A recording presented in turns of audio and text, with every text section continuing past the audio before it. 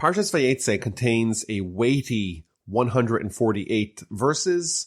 And we are going to be following the storyline of Jacob exclusively. At the end of last week's Parsha, Jacob usurped the blessings from his brother. He found out his brother wants to kill him. He's told by his mother and then his father to go travel to Charan, to the home of Rebekah's brother Laban, marry one of his daughters, settle down there until things quiet down on the home front. And the Parsha begins that Jacob leaves Be'er-Sheva, he leaves the home where his parents are, and he travels to Charan. And this journey is quite memorable, because he stops along the way in the place. Whenever the Torah says the place, it doesn't tell us which place it is. It's a reference to Temple Mount, to Mount Moriah, to the place where both temples stood, where the third temple is going to stand, the plateau held up by the Western Wall in Jerusalem. He stops there overnight. He spends the night there. He gathers some stones from the area, places it around his head, and he goes to sleep. And he has a very memorable dream. In the dream, he sees a ladder that's rooted in the ground, but the head of the ladder is in heavens, and there's angels of God going up and going down the ladder. And he has a prophecy. And God appears to him in the prophecy, and he says to him, I am the God of Abraham and the God of Isaac. The land upon which you are sleeping, i.e. the land of Canaan, the land of Israel, is going to be yours for you and for your descendants. So this is the third time we have the pledge. The pledge was given to Abraham, to Isaac, and to Jacob. And the Almighty continues, your descendants will be as numerous as the dust of the earth. You will spread in all directions, and all the nations of the world will be blessed through you and through your descendants. And this, again, is a repetition of the blessings that were originally given to Abraham, repeated to Isaac, and now a third time to Jacob.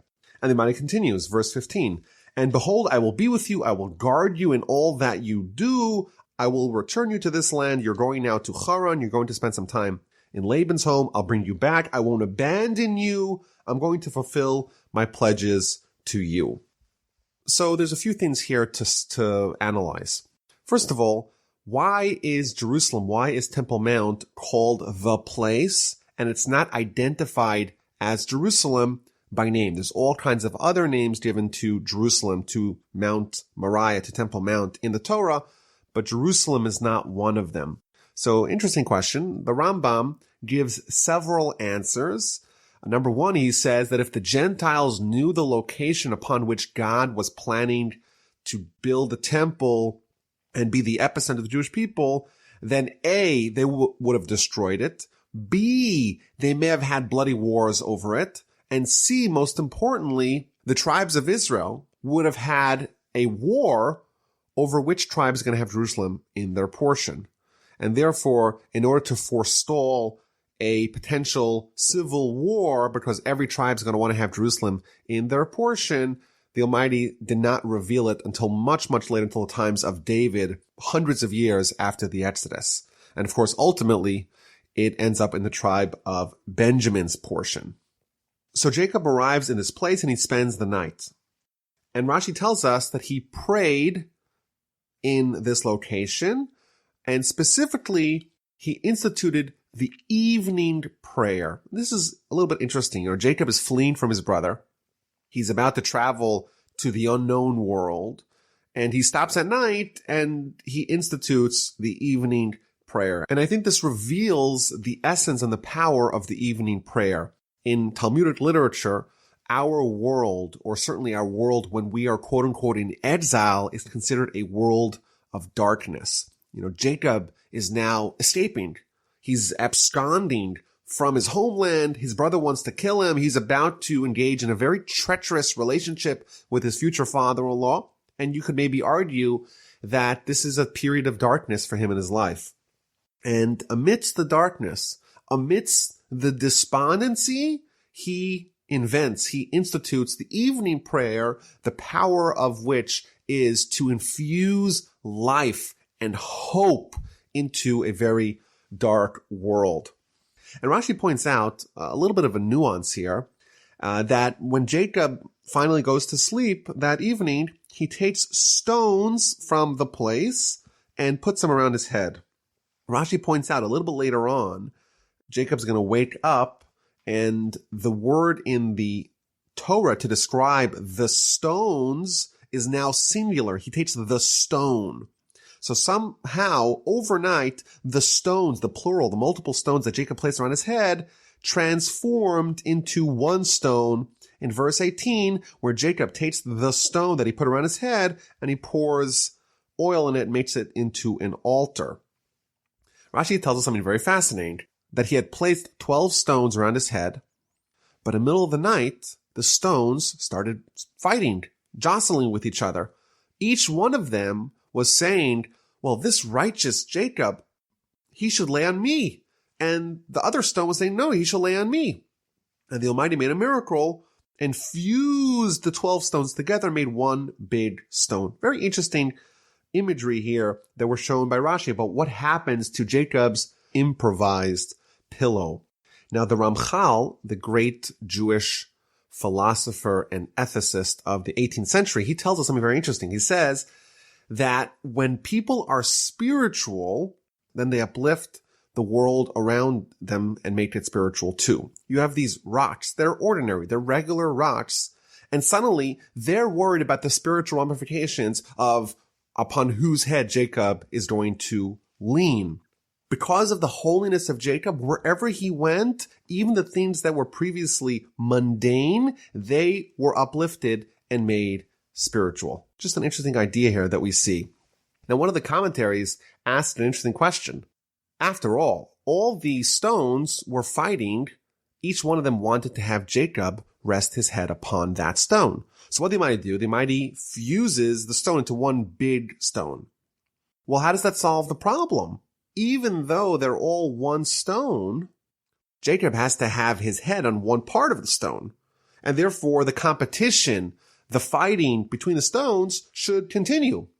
And the answer is that when there's unity, once all the stones have been fused together, then there's no competition, which is, of course, a very valuable idea, that the only reason why the stones were initially jostling and fighting and competing to have Jacob lie on them is because they were distinct. They view themselves as being distinct. Once they're together, once it's one big amalgamated stone, everyone's happy, even if Jacob has a different part of the stone. But if it's all part of one thing, then there's no fighting.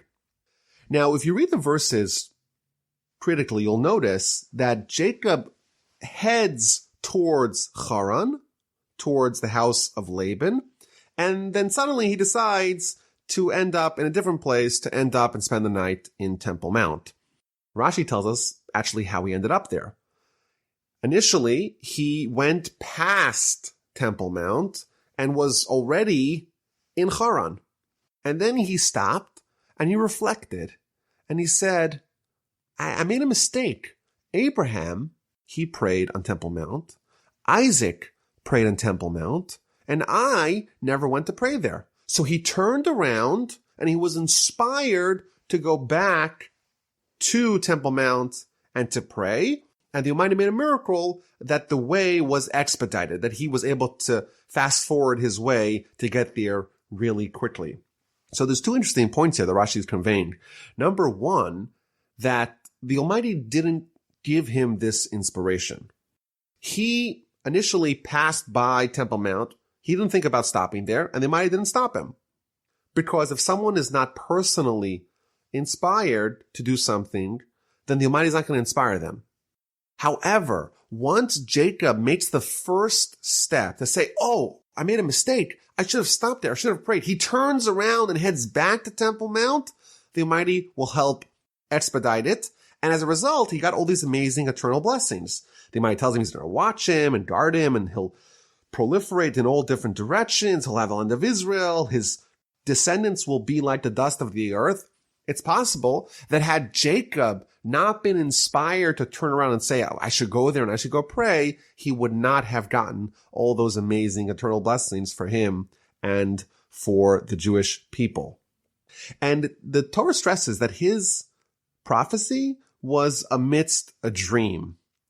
And by my count, there's 11 dreams in Genesis, and each one of them are prophetic.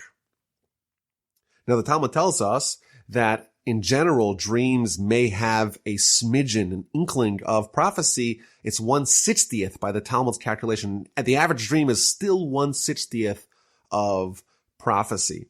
But the Rambam tells us something very interesting.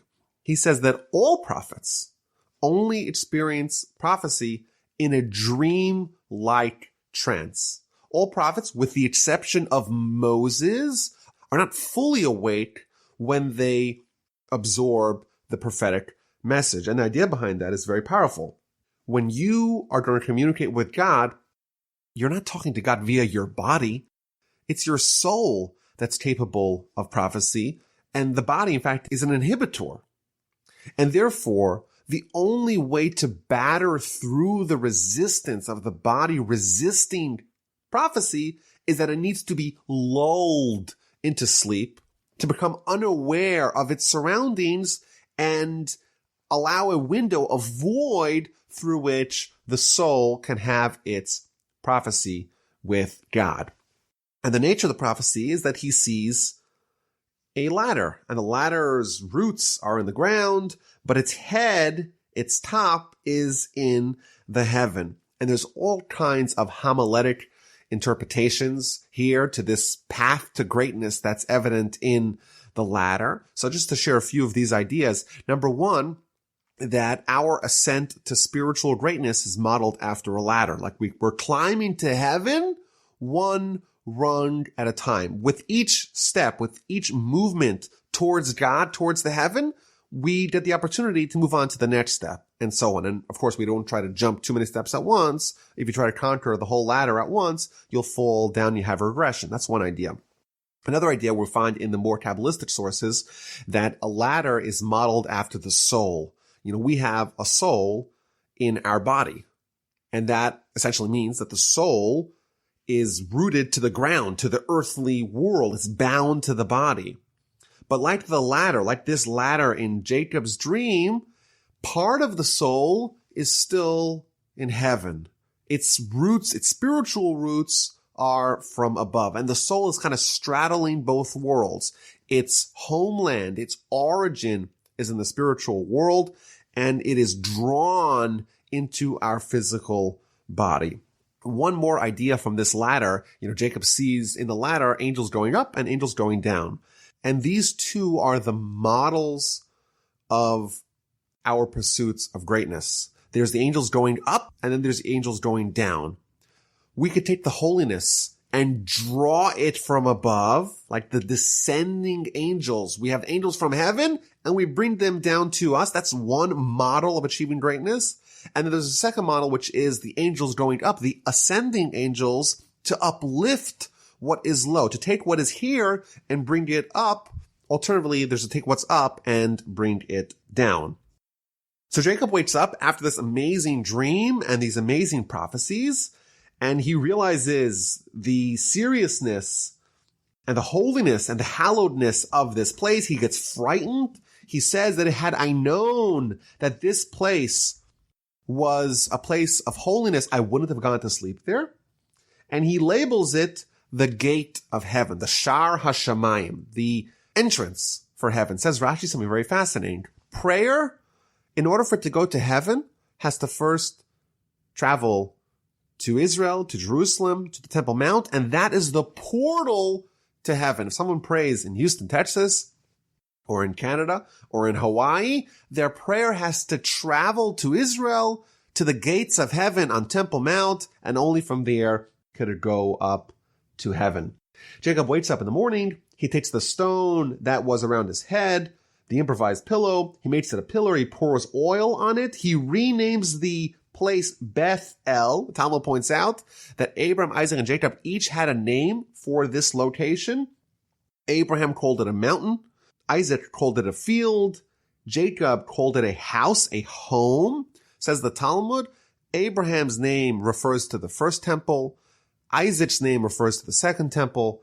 And Jacob's name, the house, the permanent temple, is referenced by Jacob. Jacob makes a vow. If God will be with me, he'll guard me on this way that I'm going. He'll give me bread to eat and clothes to wear. All Jacob asks for is the minimum. All he wants is clothes to wear and bread to eat. And I return in peace to my father's house, and Hashem will be a God to me. Then this stone, which I have set up as an altar, shall become a house of God. And whatever you will give me, I shall tithe it to you. Like Abraham before him, Jacob dedicated himself to tithing, to giving 10% of what he has from God back to God in charity. Now, the nature of this vow is somewhat unusual. God promises to be with Jacob, to guard him, to bring him back. And then Jacob says, you know what? If God will do that, then I pledge to tithe, which seems to imply that it's possible for God to not keep his word if God will keep his word, meaning that it is feasible for God to not keep his word. Well, how's that so? Of course, God's going to keep his word. So the Ramban in his comment here says something kind of scary. He says that the reason why Jacob made this vow, this promise, this pledge, this condition is because it's possible for God to not keep his word if people sin, meaning that God's promises are contingent upon us doing our job. If we don't do our job, then God is absolved from his responsibility, which of course is a terrifying idea.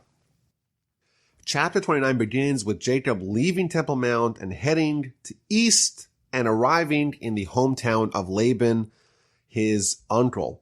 And he arrives to town and he sees a well. And behold, there's 3 flocks of sheep beside the well. And they're all waiting to have enough herdsmen, enough shepherds come to the well, because on top of the well there's a huge stone and they can't get any water to give water to their flocks until the stone is rolled off. And therefore they're just sitting around, loitering around, waiting for more people to come to uncork the well. And Jacob reaches out to them and he says to them, my brothers, where are you from? We're from Charan. Do you know Laban, my uncle? He says, we know him. How's he doing? He's doing well. His daughter Rachel is about to come together with the flock. And Jacob muses to them. I don't understand. You're just sitting around here loitering, waiting for something, obviously, but it's the middle of the day. Why are you not tending to your flock, grazing with them? Why are you sitting around here doing nothing? And they respond, we have to give our flock water, but we can't do it because there's the huge rock, the huge stone on top of the well. We're waiting for enough people to come to roll it off.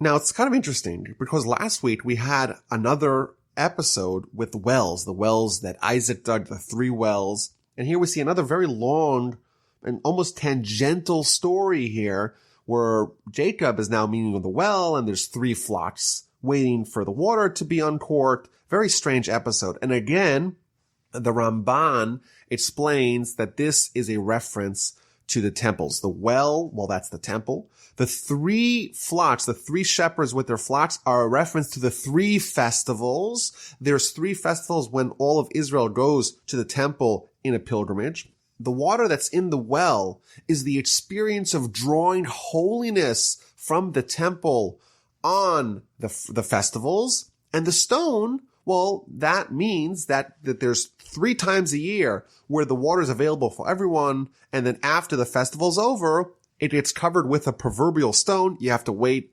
until next festival.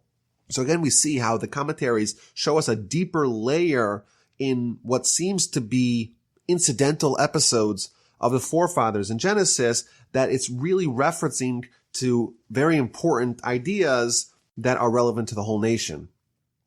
Now, when Jacob starts rebuking them, he says to them, what are you doing here? Why are you just loitering? Rashi tells us something very important. Rashi says that Jacob tells them, I don't get it. If you're being hired by the owner of the flock, then it's your responsibility to make sure that you do a complete day's work. It's inappropriate for you to be hired to do a job and not execute responsibilities faithfully.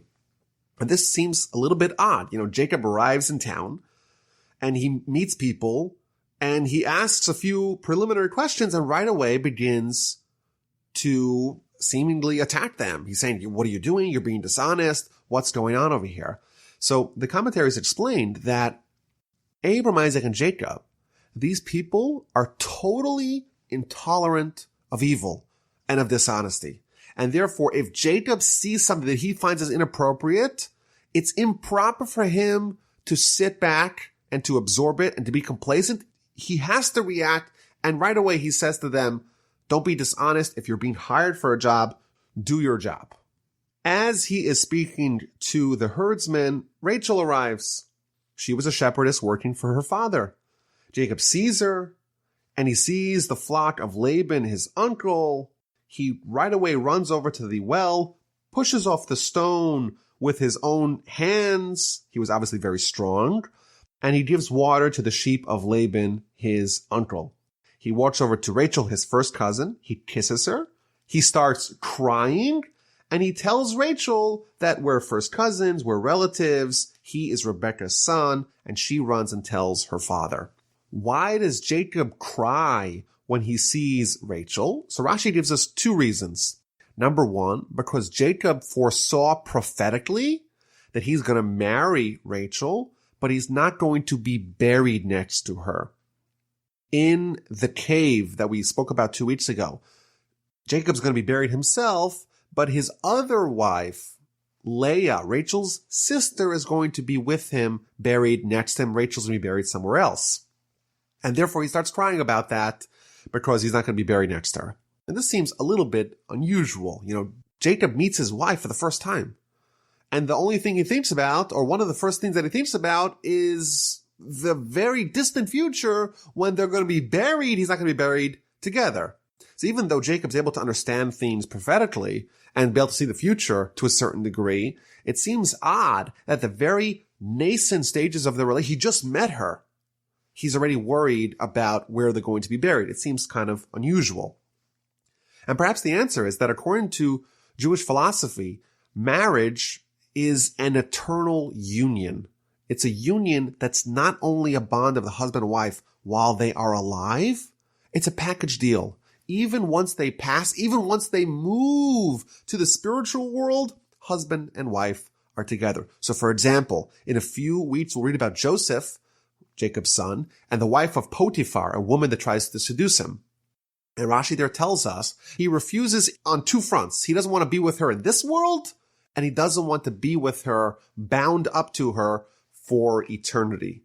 Meaning that the relationship of husband and wife transcends the relationship in this world and really is eternal. Jacob sees prophetically that he's not going to be buried next to what he thought was his soulmate, Rachel, and that indicates that their union won't be complete, and therefore he is saddened. Alternatively, Rashi tells us the reason why Jacob was crying is because he came empty-handed. 2 weeks ago, we read about Eliezer, who was the servant of Abraham. He comes to court Rachel, and he brings all kinds of jewelry. And here Jacob comes with nothing.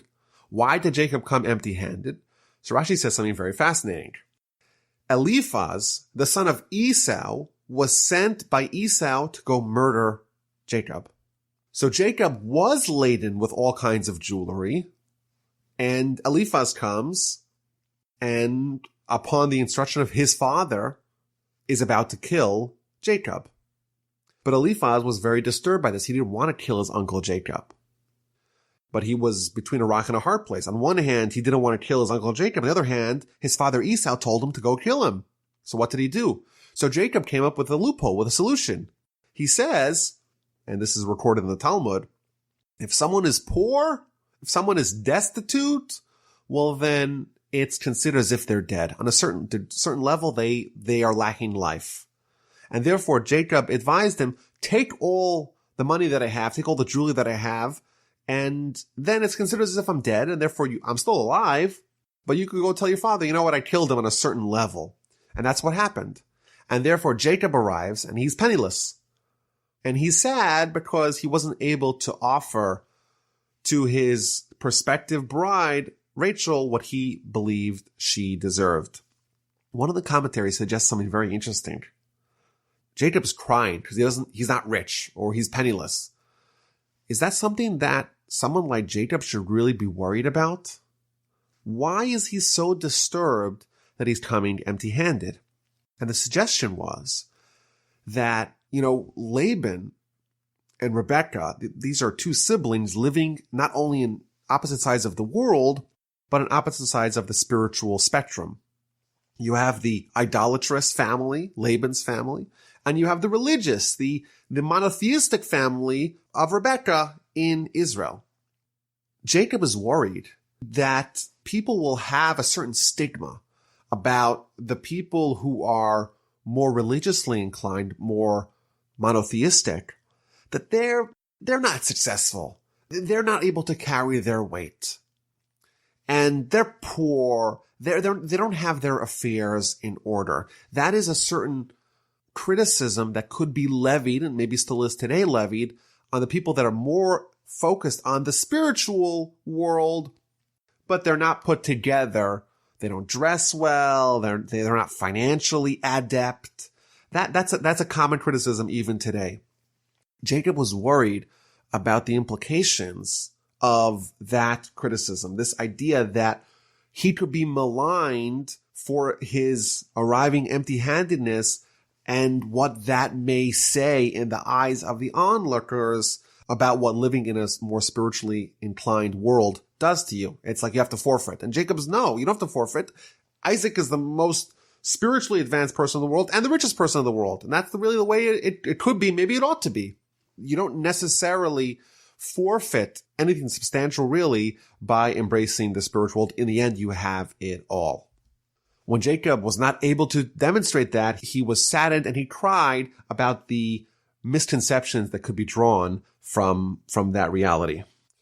Laban hears that Jacob is there. He runs out to him. He greets him. He tells him, "You're my flesh and blood. Come stay with us for a month." And he said, "Okay, I want you to work for me, but I want to pay you. What should I pay you?" And Laban had two daughters. Rachel, we already met. Rachel had an older sister, Leah, as well. Jacob loved Rachel, and he offered Laban, "I will work for you for 7 years for Rachel, your younger daughter." Rashi explains that Laban had a reputation of being somewhat dishonest. And therefore, when Jacob identifies the woman he wants to marry in exchange for 7 years of work, he's very specific. Rachel, your younger daughter. If he just said Rachel, after 7 years of hard work, Laban might find the neighbor Rachel and give her as a wife for Jacob. If he said your daughter, Rachel, well, then maybe Laban would go to the DMV and do a name change and change Leah's name to Rachel and give him Leah, who's now called Rachel. Therefore, he said, Rachel, your daughter, the younger one. Jacob instituted all kinds of safety measures to prevent fraud, and in the end, it didn't work, as we shall see. So the deal was struck, Laban agreed, and Jacob worked for 7 years in exchange to marry Rachel, and he loved her so much that those 7 years flew by. 7 years later, Jacob says to Laban, "I have fulfilled my term. Give me my wife. I want to marry Rachel." So Laban makes a huge party. And in the evening, he does a switcheroo. He takes Leah, his older daughter, and puts her under the veil as the bride. And Jacob marries her, not realizing that it is Leah, not Rachel. Laban gives his daughter Leah Zilpah, a different woman who's a maidservant. Later on, we find out that Zilpah was young, and she was part of the ruse because she was really supposed to be the maidservant that's supposed to go together with Rachel. And in the morning, Jacob wakes up and he finds out that he's married to Leah instead of Rachel. So he runs over to Laban and says, "This is not fair. What have you done to me? I worked for you for 7 years for Rachel. Why did you deceive me?" And Laban says, "Well, our policy Our custom is that first the older daughter gets married and then the younger daughter gets married. And therefore, it was improper for me to give you Rachel before Leah is married. However, says Laban, I'll give you Rachel as well, but you have to work for me for an additional 7 years. So we see already that Jacob had cause for concern. He knew that Laban was very deceptive, and indeed, Laban seemed to have overcame the safety measures that Jacob instituted, and he snuck Leah instead of Rachel as a wife for Jacob. Jacob agreed to these new terms, and he married Rachel, and Rachel was given Bilhah, a second maidservant, and now Jacob is married to two of his first cousins, two sisters, Rachel and Leah, and he works for an additional 7 years after he marries Rachel. He wasn't willing to work ahead of time. He didn't trust Laban. Now he's married to the second daughter, Rachel, as well, and he's going to work after the wedding, after he's married to both sisters, he'll work to pay up for his rights to marry Rachel. So there's a lot to unpack here. For one, I think we can maybe make a speculation. Last week's Parsha, it was Jacob engaging in deception. He was the one who acted as one brother instead of a different brother. He masqueraded, he disguised himself as his older brother. And maybe that boomeranged back at him in a deception that was done to him, where again, two siblings were swapped and one was passed off for the other, which is just an interesting idea in general. But one question could be asked is that, how is it really possible for Jacob to not have picked up on the ruse? How is it possible that he didn't realize that the woman he was marrying is indeed Leah, not Rachel? So there's a few answers to this question. I think the simple answer is that just like Jacob and Esau were twins, Rachel and Leah were twins too, so they might have looked kind of similar. And maybe also one of the commentaries suggests that Laban made a big feast. Maybe there was alcohol that could have influenced Jacob's ability to perceive what was happening. Rashi says something very interesting. Rashi says this teaches us the modesty of Jacob. Even though he was living with his family for 7 years, he wasn't fraternizing with the girls until he married them, and therefore he was so removed from them that he didn't notice that indeed he was marrying Leah and not Rachel. Rashi also tells us something very fascinating. Rashi says is that Jacob instituted another fraud prevention measure. He gave a secret code to Rachel. And he said to Rachel, this is the code, and I want you to share this code with me under the wedding canopy, just so I should know for sure. It's like two-factor authorization, just so I know for sure that you are Rachel, and I'm not sharing the code with anyone else. In the middle of the wedding, Rachel sees that Leah's being sent to the wedding canopy, and she is totally unaware of the secret code, and she is now about to be subject to a terrible humiliation in front of everyone. So she runs over to Leah and she tells her the secret code. And therefore, under the wedding canopy, Jacob asks for the code, and Leah, having been informed of the secret code by her sister Rachel, she responds with the code, and therefore Jacob was assuaged that indeed he got the right one. And this shows the tremendous self-sacrifice of Rachel. She was willing to forfeit the love of her life, the man that she had hoped to build the Jewish people together with. She had forfeited that in order to prevent her sister from shame. The Talmud tells us something very striking.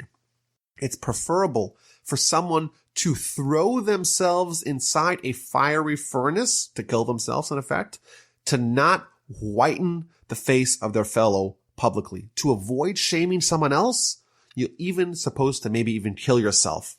Rachel was so concerned about the shame of her sister Leah, even if it meant giving up everything, she conveyed the secret code to her sister.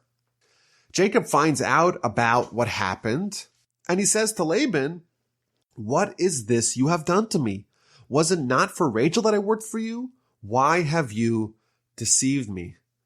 It's remarkable how Jacob had a very measured reaction. He didn't throw chairs. He didn't raise his voice. He didn't get angry. This is a superhuman response to the grand deception that Laban perpetrated. And in the end, Jacob agrees to the terms set forth by Laban. He'll marry both sisters, and he'll work for an additional 7 years, even though it was Laban who had reneged upon the contract of giving Rachel as a wife after 7 years of work. Now, there's a technical problem at play here. By Torah law, a man is not allowed to marry two sisters simultaneously if they're both alive. If a man marries one sister and that sister dies, he's allowed to marry her sister subsequently. But if the first wife is still alive, he's not allowed to marry the second wife. And we know that Abraham, Isaac, and Jacob, the Talmud tells us, they observed all of Torah. So how did Jacob marry two sisters? So there's many answers to this question. The Ramban we've mentioned in the past tells us that Jacob observed all of Torah so long as he was in the land of Israel. Now he is in Charan. He's outside of the land of Israel. He didn't observe all of Torah. And therefore, it was Rachel, when they were about to re-enter the land of Israel, it was Rachel who died because she was the one who encroached upon the prohibition of marrying two sisters. She was the one who married Jacob second, and therefore she was the one who had to die when he was about to enter Israel. That's what the Ramban says. There are many other answers to this question. I want to share just one of them, brought from the Kesav Sofer. He says that a person is not allowed to marry two sisters, but this is the only one that after the death of one of the relatives, he's allowed to marry the other one. And he proves that the reason why the Torah does not allow one man to marry two sisters is because those two sisters will become rivals and they'll fight over who gets more attention, more love from their husband. And therefore, once one of the wives dies, one of the sisters die, it's okay for him to marry the second sister. And here, Rachel is demonstrating tremendous self-sacrifice for her sister, tremendous selflessness for her sister by giving her the codes. Jacob was sure that there was sisterly love between the two, and he wouldn't encroach on this problem, that these sisters won't be at each other's neck. And therefore, he felt comfortable, again, because it was prior to Sinai, prior to the Torah being mandatory, he felt comfortable marrying two sisters, given the conditions that existed in that family. So now Jacob is married to Rachel and to Leah. He works for another 7 years to marry the second sister. Rashi tells us that Jacob displayed tremendous integrity, that he worked with the same dedication in the first 7 years as he did with the second 7 years, even though it was only via Laban's deception that he ended up having to work for a second 7 years. Leah is not as loved as Rachel is, and therefore the Almighty opened up Leah's womb. She's very fertile, but Rachel remains barren. Leah has 4 sons in quick succession: Reuben, Shimon, Simeon, Levi, and Judah. And Rachel has 0 children. In each one of these 4 children, she names the child based upon the feelings that she's having and the appreciation that she's having for what this creates in the family. And she names, for example, Judah. The word Yehuda means appreciation or thankfulness. And she's thankful to God that she has a 4th son, and therefore she names him Judah. The Talmud tells us that until Leah thanked God for having a child when she named her fourth son Judah, there was no one that had that same level of appreciation for God in history. Chapter 30 begins where Rachel sees that she doesn't have any children, and her sister is having many children, and she becomes envious, and she tells Jacob, "Give me children, otherwise I am dead." Simply stated, Rachel was envious of the fact that her sister Leah had children and she did not. Rashi tells us something very fascinating. Rashi says that Rachel was envious of her sister. She was envious of her sister's good deeds that resulted in her being meritorious in having children. Rashi is revealing to us a different understanding in the Torah, that the envy was not just simple base envy, rather it was envy of the spiritual deeds that resulted in Leah having fertility. So Rachel tells Jacob, "You have to pray for me." Ultimately, Rachel takes her maidservant Bilhah and gives her to Jacob. They have 2 children together. Leah sees that she stopped having children, so she takes her maidservant Zilpah and also gives her to Jacob as a wife, and she also has 2 sons. So the final tally is that Jacob has 4 wives: Rachel, Leah, Bilhah, and Zilpah, and thus far he has 8 sons, 4 from Leah and 2 apiece from Bilhah and Zilpah. And then we read the story about the dudaim. These dudaim are some sort of herbs or spices that were believed to help contribute towards fertility. Reuben, the oldest son of Jacob, the oldest son of Leah, he goes out in the time of the wheat harvest. He finds these dudaim, these aphrodisiacs or some other sort of herbs in the fields, brings them to Leah, his mother. And Rachel says to Leah, "Please give me some of your son's dudaim. Give me some of these herbs or plants that could contribute towards fertility." So Leah responds in a very surprising way. She said to her, "Was your taking my husband insignificant, and now you take even my son's dudaim?" And Rachel responds, "Therefore he should lie with you tonight in return for your son's dudaim." So Leah's reaction to Rachel's request is very puzzling. After all, Rachel forfeited being Jacob's sole wife by revealing to Leah the secret code under the canopy. And here, Leah tells her, "Was your taking my husband insignificant?" as if it was Rachel who took Leah's husband, not vice versa. And I think what this reveals is something very, very incredible.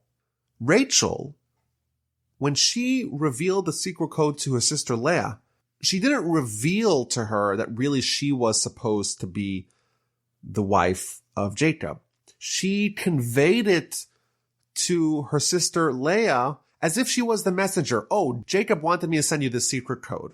That's what she told her. She never revealed to her. She never made her feel bad to say that, "Oh, you're the Johnny-come-lately. You're the second best option." Thus, in Leah's eyes, it's Rachel who was the one who took her husband, not that she took Rachel's husband.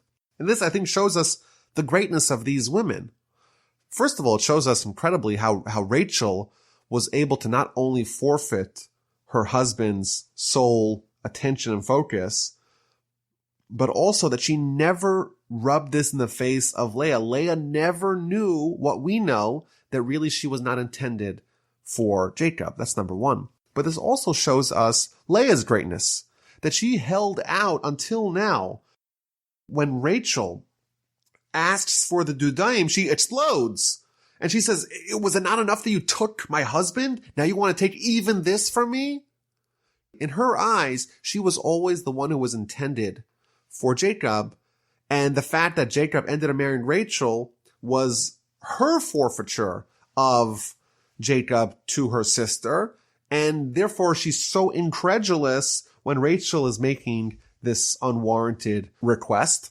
And Rachel responds, "Okay, In exchange for you giving me some of the dudaim, I am going to allow you to be with Jacob tonight. It was my night, and now you could have it instead. So Jacob returns from the field in the evening. Leah goes out to greet him, and she says, no, you're not spending the night with Rachel. You're spending the night with me because I have purchased it with my son's dudaim. And Jacob spends the night with her, and she becomes pregnant, has a fifth son, Yisachar, and eventually a sixth son too, Zevulun. Rashi tells us something very harsh, that because Rachel belittled spending the night with Jacob, she exchanged it for some plants, for some aphrodisiacs. Therefore, as a result, she did not merit to be buried with him. The Torah is unfathomably harsh in its judgment of the righteous. Rachel was a little bit too flippant about what it means to spend the night with Jacob, and she suffered eternal consequences by not being able to sleep with him, to be with him, to be buried next to him for eternity. And I think more broadly, this idea of resorting to natural means to have babies, whether or not these dudaim were actually effective, is a separate question. But regardless, it does show that they were doing whatever they can to have children, not just praying. It's effort plus prayer. That's the magic formula that we try to strike. After Leah has two more sons, she has a daughter whom she names Dinah. Dinah means judgment. Rashi explains that she made a judgment with herself. She had already 6 sons. Her sister Rachel had 0 sons. And there is only 2 more sons left because they knew prophetically that Jacob was destined to have 12 sons. If she were to have a 7th son, then Jacob's sons would amount to 11, and there will be only 1 more son left for Rachel, and she will have less sons of Jacob than the maidservant, and therefore she made this judgment that it's improper for her to have another son, and she prayed, and the son that she had inside of her turned into a female, which may help explain why Dinah, this daughter of Jacob, may still have had some lingering male tendencies that got her into trouble later on in Genesis. And in verse 22, God remembered Rachel. God listened to her. He opened her womb. She conceived and bore a son. And she said, Asaf Hashem es charpasi, God took away my disgrace. So she named him Joseph. And also saying that may God add for me another son. After Rachel gave birth to Joseph, Jacob said to Laban, grant me my leave, let me go to my house, let me go to my land, give me my wives and my children. I've done my time here, I want to leave, I want to go home. Rashi explains that Joseph is the flame to actualize the fire of Jacob. Jacob had a terrifying antagonist waiting for him at home, and that was Esau. Once Joseph is born, the power to overcome Esau is present, and therefore once Joseph is born, immediately Jacob begins his plan to head home. Now Laban doesn't want to lose Jacob, and he says, no, I've been so successful thanks to you. Tell me exactly what you want. I'll give you whatever you want. Just stay here with me. Keep on working for me because you are the key to my prosperity. They eventually agree to a deal. Jacob's going to continue working for Laban, but he's going to start earning assets that are going to be his to keep. They're going to remove all the speckled and spotted animals, and they'll keep only the white animals, the white sheep.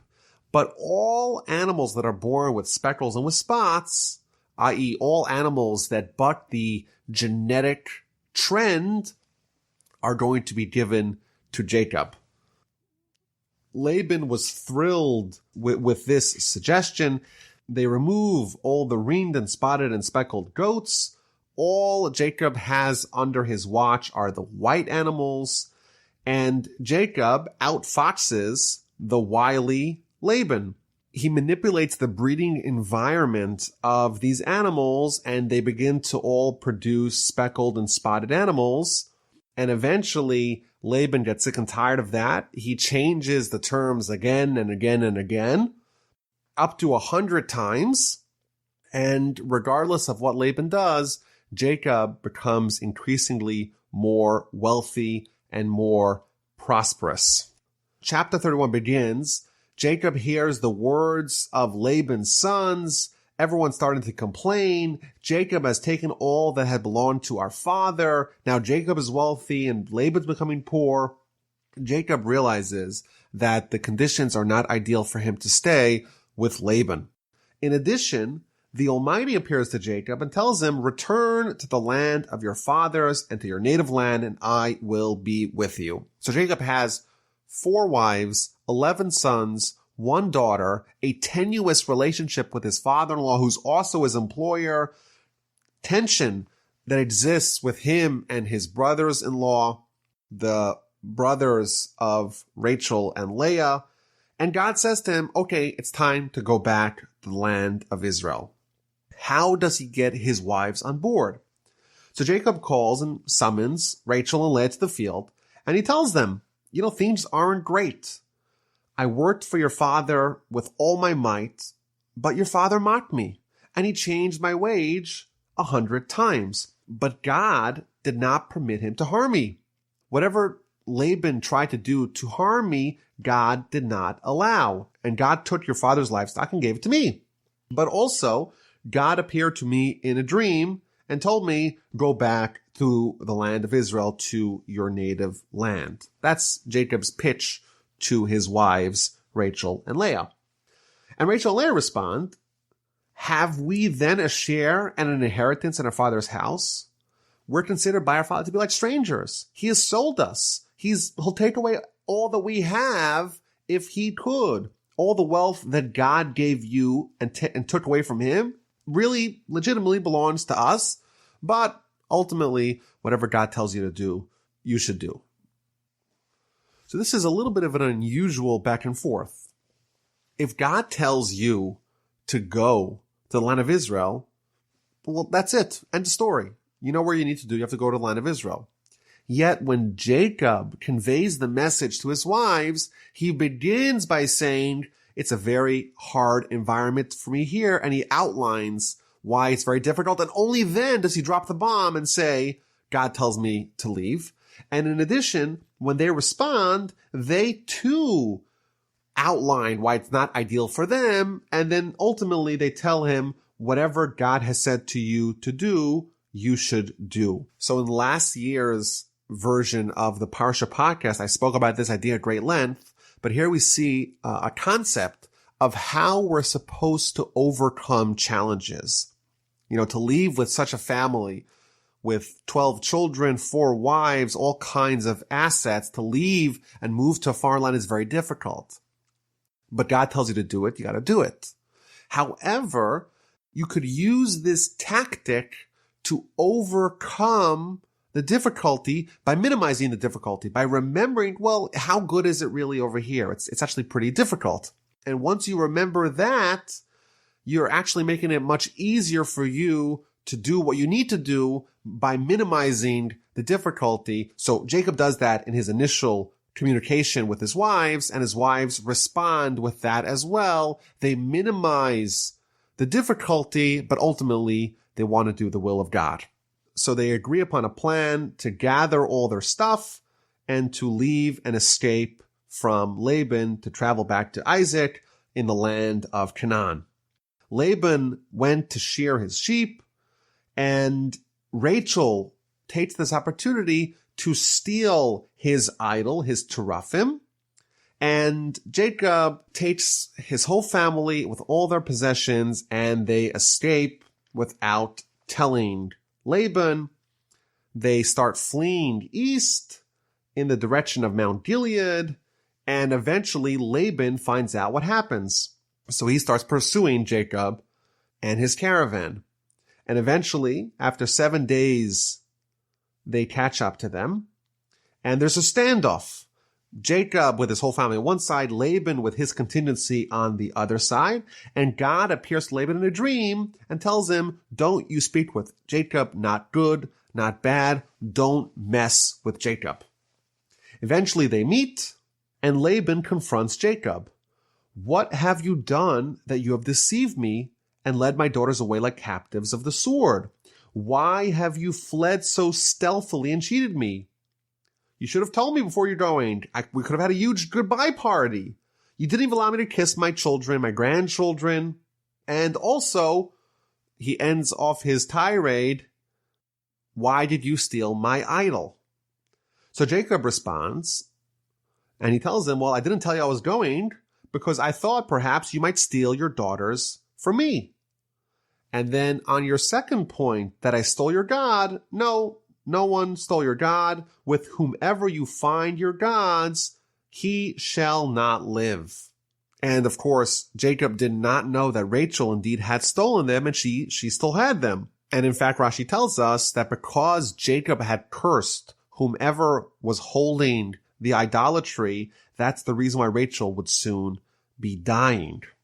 So Laban goes and starts looking. He goes into Jacob's tent and into Leah's tent and into the tent of the maidservants, and he's inspecting all the bags of Jacob and his family, and he does not find anything that belongs to him, nor his trophem, his idol. But Rachel still had it, but she managed to hide it underneath where she was sitting on the camel. Laban rummaged through the whole tent, found nothing, and she said to her father, don't be angry that I can't get up. I'm not feeling well, and therefore I have to stay on the camel, and she managed to keep its identity hidden. And Laban concludes his search and does not find his trophem, his idol. So there's a few interesting points here. First of all, why indeed did Rachel steal the trophem, the idols? So Rashi tells us, quoting from the Midrash, that the reason why she did it was noble. She wanted to prevent her father from worshiping idols. So what do? You take away the idol. It's a good thing. She maybe should be commended. It's like you have someone who's, God forbid, addicted to heroin. Well, what is the responsible onlooker that wants to help the addict? What do? They take it away. Or, God forbid, if there's someone who's suicidal, you take away the gun. It seems like Rachel did the right thing. But Jacob, in verse 32, curses whoever has it. Apparently, he didn't know that Rachel stole it, and as a result of that, Rashi tells us, Rachel died. So, two questions. First of all, how indeed can Rachel be punished for doing what seems to be the right thing by removing her father's ability to worship the idol? That's question number one. Question number two, Jacob did not suspect that Rachel, or maybe even someone else, would do the right thing and take away the idol. Why does Jacob say so definitively, whoever has the idol is going to die? So I want to maybe suggest an answer. Jacob knew that someone may take the idol, but hopefully by the time they've traveled for 7 days, they would have discarded it. Maybe you throw into a bush or into the river, but someone would have gotten rid of this dangerous contraband. And therefore, if you read the verses critically, Jacob only cursed the one who still has the idol in their possession, not who took it initially. Rachel did the right thing by taking it away from her father, but she made a mistake by harboring it and not getting rid of it. She did one thing right and one thing wrong. Taking away was good. Retaining it was bad. And therefore, she became susceptible to the curse when Jacob says whoever has the trophem, the idol, in their possession is going to die. She should have discarded it. It's very dangerous to walk around with an idol together with you for easy access.